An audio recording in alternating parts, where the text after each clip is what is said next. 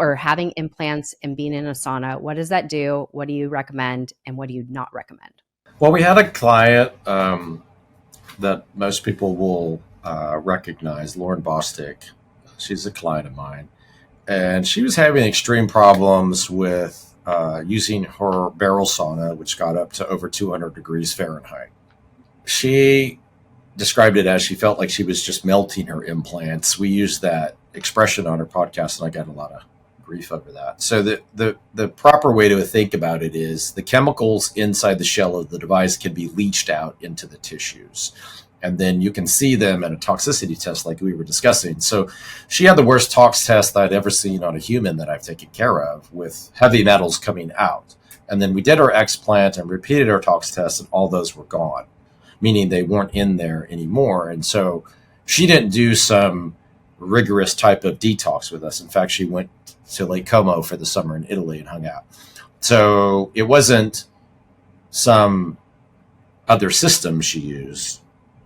We did her explant. Everything went extremely well with that. And then when we had the opportunity to repeat the test, we repeated the test. So when people want to sound off and or troll me for, discussing that, the discussion revolves around the extreme temperature that she was using.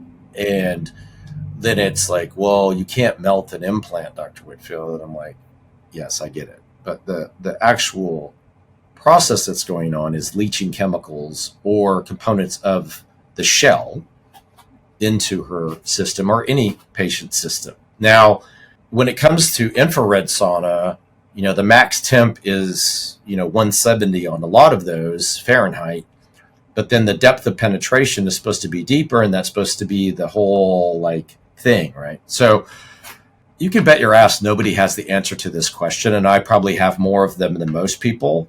So I just, if you don't feel well after a sauna session, don't do it again. I mean, don't be an idiot. That's a good soundbite. Don't be stupid. Just, hey, if you don't feel good afterwards, don't do it. In general, if you don't, feel good afterwards, everybody should look up what a Herxenheimer effect is. So that means if you're detoxifying something, which is what Lauren was doing, her body was trying to detoxify what was going on. And she was dumping so much into her system at one time, she didn't feel well afterwards. So that's a Herxenheimer reaction. So that is really, we don't want people experiencing that, because that's not good either.